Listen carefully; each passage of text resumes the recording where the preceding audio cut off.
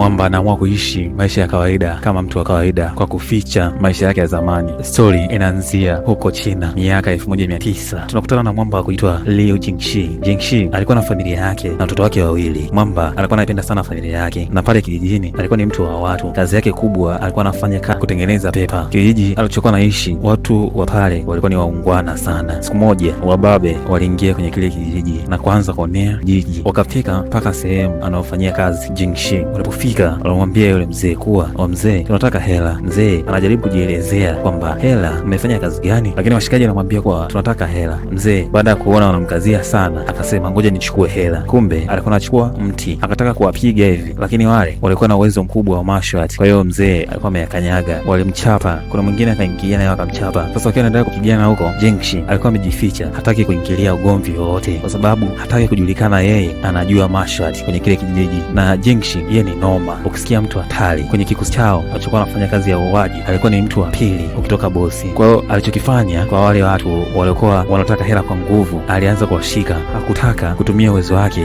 ujulikane, ila alikuwa anafanya kwa siri, yani anawapiga humo akiwa anawakaba, anawapiga. Kuna mhalifu mmoja alimuona atambaa kwa chini, akaja na kutaka kumuua kwa kutumia panga, lakini aligonga kwenye sanduku akawa amekufa pale pale. Bahati nzuri kuna watu mle ndani, kwa hiyo aliona Jingxi hajaua. Kisha yule mwingine walitoana mpaka nje, wakaingia kwenye maji na kuanza kupigana kwenye maji. Wakiwa kwenye maji pale, Jingxi yeye alikuwa anaigiza tu kwamba anapigwa na anazamishwa kwenye maji, lakini kiukweli yeye ni hatari kuliko huyu muuaji aliyokuwepo hapo. Kwa hiyo alichokifanya, alipoona yule anamsumbua na kumpotezea muda, alimpiga kichwani. Yule jamaa aliganda, yani mwili ulishua nguvu, akaanguka kwenye maji na kufa pale pale. Ni pigo moja tu hilo. Tukio liliripotiwa kwa polisi. Kwa hiyo polisi walikuja kufanya uchunguzi na upelelezi. Kuna askari, huyu askari anaitwa Baiju. Baiju yeye ni polisi anayefanya uchunguzi kwa kina. Akiwa anafuatilia zile maiti, aligundua kuwa wale walikuwa ni wapiganaji hodari. Kwa hiyo isingewezekana kwa Jingxi kuwaua kama yeye sio mpiganaji hodari pia. Wanakijiji walikuwa wanamshangilia na kumpa hongera zake Jingxi kwa sababu wameokoa kutoka kwa wahalifu. Walimwimbia nyimbo za furaha na shangwe. Baiju haikuingia akilini kwamba wale watu wameuliwa kizembe, hali ya kuwa ni watu hodari wa martial arts. Alichokifanya, alianza kufuatilia mmoja baada ya kingine. Alienda kwanza eneo la tukio na kuanza kufuatilia kilitokea nini, kujua nini kilitokea. Kisha alianza na kwenda kuuliza, kwa sababu alipata wasiwasi na Jingxi. Aliwauliza wanakijiji kuwa Jingxi ni mzaliwa hapa, na kijiji alimwambia kuwa Jingxi sio mzaliwa hapa, amekuja miaka 10 iliyopita, na huyu mke wake anaishi naye pale. Yule alikuwa ameolewa na mwanaume mwingine akaachika. Kwa hiyo Jingxi alikuja akamuoa, wakazaa mtoto mmoja. Yule mwingine ni mtoto wa mume wake wa zamani, kwa hiyo sio mwenyeji wa hapa. Ile ilikuwa ni pointi. Na akiwa anaendelea kufuatilia kwenye ule mwili, aligundua kuwa yule mhalifu alipigwa kichwani. Baada ya kupigwa kichwani, moyo wake ulisimama. Hiyo ilipelekea yeye kupoteza maisha. Sasa anazidi kujiuliza kwamba yule Jingxi ndo alifanya hivi au ni nani? Hapo uchunguzi unaendelea kufanyika. Leo alikuja nyumbani kwa Jingxi, akamkuta mke wake. Mke alimwambia kuwa Jingxi hayupo, lakini Baiju alimwambia kuwa sitaji kuonana na mume wako, nakutaka wewe. Alianza kumuuliza maswali akiwa anafanya kazi kwamba Jingxi nimekutana naye miaka kadhaa iliyopita. Je, unajua familia yake au sehemu alikotoka? Yani kiufupi,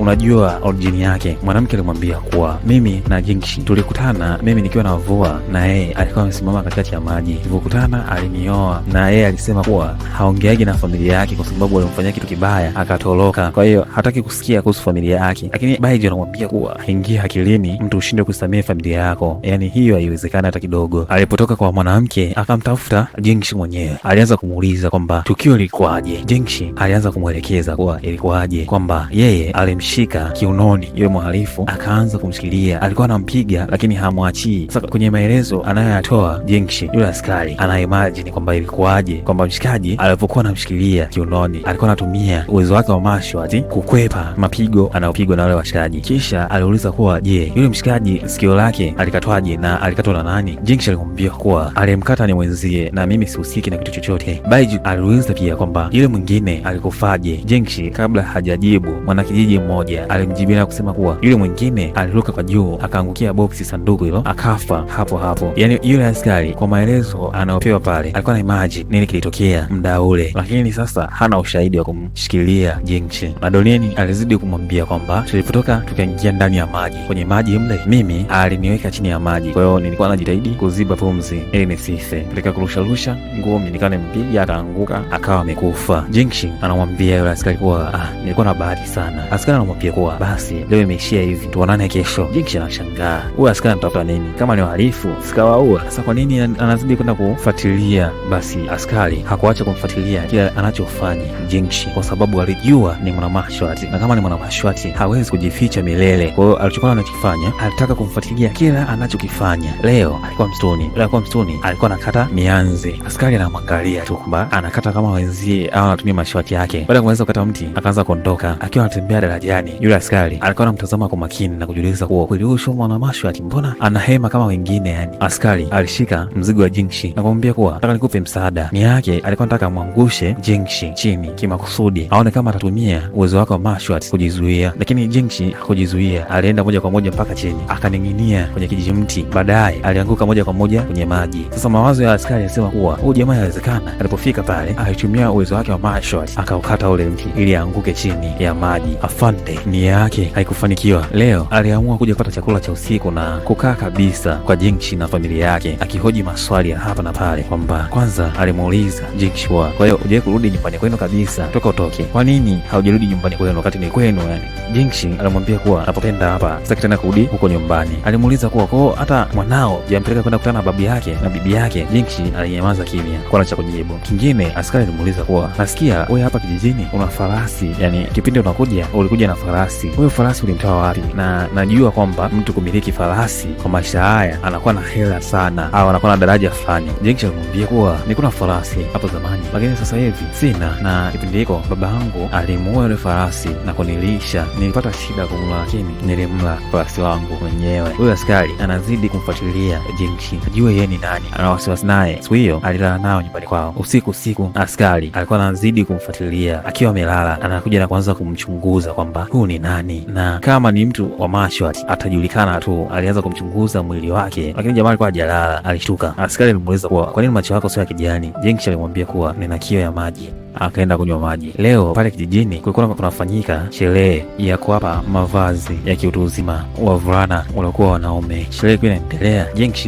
alimuona kwa juu yule askari, ilibidi aende aanze kuongea naye. Basi Jinx siku hiyo alimwambia yule askari kuwa mimi hapo zamani niliwahi kuua mtu na nikafungwa jela miaka 10. Najutia kufanya kosa lile sana, mpaka leo wewe unajirudia kichwani kwangu. Askari alishangaa kwamba miaka 10 kwa kosa la kuua. Jinx alimwambia kuwa ilikuwa ni zamani, kwa hiyo sherehe zilikuwa ni za zamani.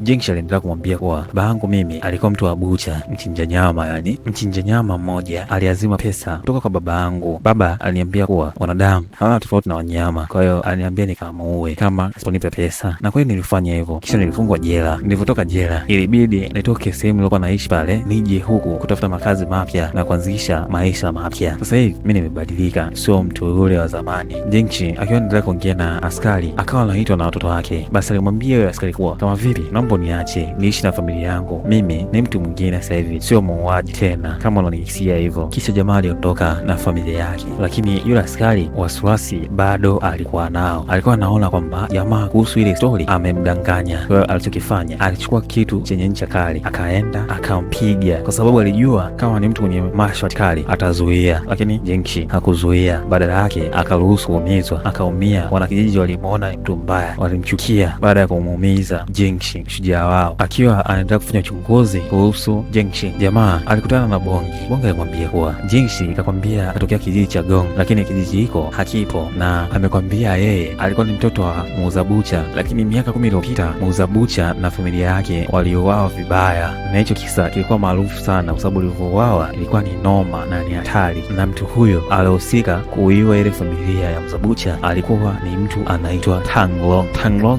ndo alihusika kuwaua familia ya muuza bucha. Kwa jamaa sio mtoto wa muuza bucha, ila ni muuaji wa muuza bucha na familia yake. Alitunga story tu. Basi askari aliujua ukweli kuhusu Jinx. Aliogopa sana kwa sababu Tanglong ni mtu mbaya je kuona kwenye mashwati, yani alikuwa akitoka yeye ndo anakuja bosi. Alikutana naye. Jinx akamuuliza kuwa unaondoka? Askari akajibu kuwa ndio. Jinx akamwambia nadhani utaifunga kesi ile uliyoanzisha. Kisha askari alimuuliza kuwa naona umepona haraka. Jinx akamwambia kuwa daktari alisema kuwa kidonda hakikuwa kikubwa sana, kwa cha kawaida tu. Ukimwangalia askari mwanzo na sasa hivi, alikuwa anauliza maswali kwa kujiamini mwanzo, ila sasa hivi anaogopa sababu anajua mtu alionaye ni mtu hatari. Basi Jingshi aliamua kumwelekeza shortcut ya kwenda anakoenda. Alimpitisha msuri na kumwambia kuwa njia hii ni njia ambayo itakufikisha huko unakoenda haraka, hautachelewa. Walipofika katikati ya msitu, Jingshi alisimama kumwambia kuwa basi mimi nitakuacha hapa uende, kisha akamsogelea. Askari alikuwa anaogopa kwa sababu alijua kama atauawa, lakini alimwambia kuwa nakutakia safari njema, nadhani na hiyo kesi utaifunga, haitaendelea tena. Kisha Jingshi akamtazama yule askari akiwa anaondoka. Askari akiwa anaondoka akageuka nyuma, hakumuona mtu. Alishangaa, akaanza kukimbia kwa sababu alijua akaponea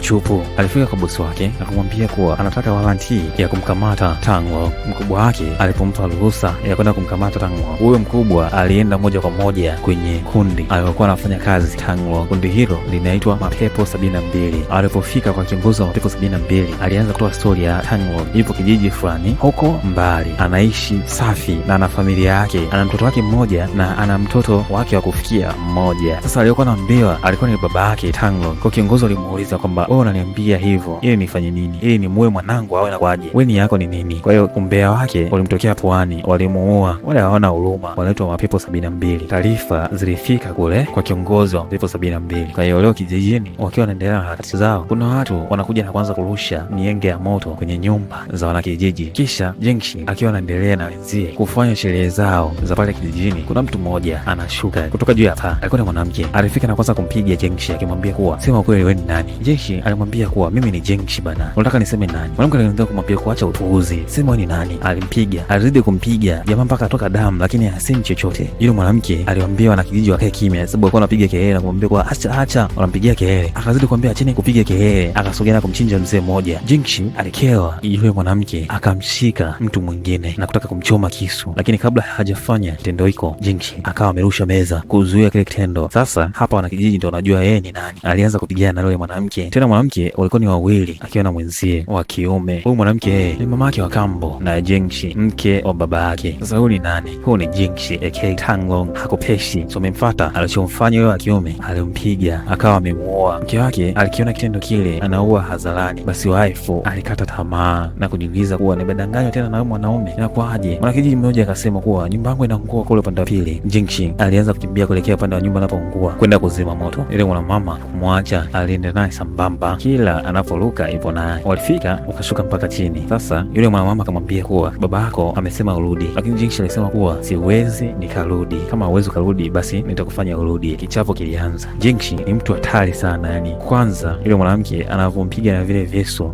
ni kama vinadunda kwenye mikono yake, ana uwezo wa ajabu yani. Ile mwanamama sio mzembe, anajitahidi hivyo hivyo. Jingshi hakutaka kumuumiza yule mwanamke, alimpiga mpaka mwanamke akaishiwa mbinu, akaanza kuchinja ng'ombe zilizokuwa mle. Jingshi baada ya kuona vile aliona kumeharibika, sikawachinja yeye mwenyewe, basi acha wamuumize. Akaruka upande wa juu na kumwacha endelee kukanyaga na wale ng'ombe. Kisha ng'ombe walifungua ile nyumba, ilikuwa juu afu chini kuna maji. Mwanamke akataka kuanguka chini ya maji, lakini Jingshi alimwahi. Akiwa amemshika ile mwanamke alijiachia mwenyewe, akawa amekufa kwenye mikono ya Jingshi. Baada ya kumalizana na wale walikuwa wametumwa na baba yake, ibidi akae na familia yake aiambie kweli. Mwanamama aliumia sana kwamba mume wake amemdanganya kwa miaka 10, inauma kiasi gani. Kisha aliambia familia yake kuwa inabidi waondoke waende wakajifiche mpaka patulie, kwa sababu wale Mapepo 72 hawanaga huruma na mtu, wao ni kuuaga, hakuna kurumia. Basi askari alikuja akamuona Jingshi. Jingshi hakutaka kumkimbia, alitokeza na kuanza kupiga naye story jamaa. Jingshi alimwambia kuwa mke wangu akusifia na kusema kuwa wewe mwanaume bora, lakini Bajo anamwambia kuwa hakunaga mwanaume bora duniani. Sasa alimwambia Jingshi wale Mapepo 72 sio wanamtaka yeye na hawataondoka bila yeye. Cha kufanya inabidi waigize kuwa amekufa, wausafirishe mwili kupeleka huko wanakotaka wale maaskari. Kweli jamaa akawa anasafirishwa akiwa kama maiti. Askari alimchoma sindano za kumlaza usingizi. Mtu akimshika atajua kuwa ni marehemu, lakini ni mzima, ataamka baada ya muda fulani. Wale wababe wa Mapepo 72 walikuja na kufunua nakuta ni maiti. Wanaanza kupiga kelele na kulia kuwa amekufa Tango, na mtu akifa hawezi kurudi. Askari aliangalia muda wake kwenye saa, aliona kama muda umeenda, ndo muda ambao alikuwa anatakiwa aamke, lakini mbona haamki? Alianza kumpiga kifuani ili aamke, alimpiga aamke, lakini hakuamka. Askari alikata tamaa, lakini ghafla Mwamba anaamka usingizini, anakuta vifo 72 wanamsubiria. Hao ni wenzie zamani, lakini sasa hivi hawataki. Alifurahi sana baada ya kuwaona na alicheka kwa dharau, kisha akachukua upanga akajikata mkono wake na kuambia kuwa sasa hivi nishakuwa mtu ambaye hahitajiki tena kwenye kundi lenu, kwa inabidi mniache, sitaki kurudi, niacheni niishi maisha yangu. Kiongozi wa wale walioenda kumchua Jingshi alimwambia kuwa sawa, si upande wetu umekufa, lakini inabidi ukamwambie master wetu kwamba wewe hautaki kurudi kwenye kundi lake. Alipofika nyumbani kwake alimkuta master ambaye ni baba yake, yeye amekaa na familia yake. Alikuwa ameiteka, maana walikuwa wametulia sehemu moja. Alifika akiwa na mkono mmoja. Mzee alikasirika kwamba nini kimetokea. Sasa mzee anamkubali sana mwanae, ni noma. Mzee baada ya kuona vile alisema kuwa kama wewe hautaki kurudi kwenye kundi langu, basi nitaondoka na damu yako nikamlee awe noma. Lakini Jingshi anamwambia kuwa mwanangu sitakubali kumchukue hata siku moja. Kilichofuata pale, walianza kupigana kati ya Jingshi na yule mzee. Mzee alikuwa ni noma, yani huyu mzee alikuwa anafanya mazoezi ambayo ukimkata na panga, iwe mkononi, iwe kwenye shingo, iwe sehemu yote ya mwili, basi hautamweza, sababu mwili wake ulikuwa kama chuma. Na wakati huo Jingshi alikuwa na mkono mmoja, kazi sana kupigana na yule mzee. Mzee ni noma, anatisha, alimpiga sana Jingshi, lakini Baiji alikuwa kwa chini. Alichokifanya, alimchoma sindano ya kumpunguza makali yake yule mzee. Mzee alihisi kwa chini kuna mtu, akabinuka soti akamshika. Bajo alichokifanya, alimchoma sindano zaidi ili kumpunguza makali, kisha yule mzee alimrusha pembeni yule askari. Nia yake yule mzee anamtaka mtoto wake Jingshi aondoke naye, lakini mwenye mtoto hawezi kukubali mtoto wake akalelewe kuja kuwa muuaji. Kwa hiyo kilichokuwa kinaendelea ni kichapo baba na mtoto. Mtoto hamwezi baba na kuzingatia tena na mkono mmoja, basi inashindikana kabisa. Yani mzee alikuwa anapiga na kumwonea sana Jingshi. Alimpiga akaanguka chini, akashuka na kutaka kummalizia, akimwambia kuwa wewe, Mungu alinipa wewe na mimi ndo nitakurudisha kwa Mungu huyo huyo. Lakini anataka kumaliza, yule askari alikuja na sindano nyingine akamchoma nayo shingoni, lakini ile sindano ilikuwa na umeme fulani hivi. Kwa hiyo wakati huo mvua inanyesha, radi ilipiga ikawa imempiga yule mzee. Yule mzee akawa amekufa. Baada ya ile siku, ile Bajo ile kesi alifunga, akamwacha Jingshi aishi maisha yake na familia yake, maana alikuwa ni mtu ambaye amebadilika. Alitaka kuishi maisha yake na familia yake ya kawaida tu, sio maisha ya kiuaji. Hii story inaishia hapo. Kama umependa story hii, tafadhali naomba comment, subscribe, usisahau like.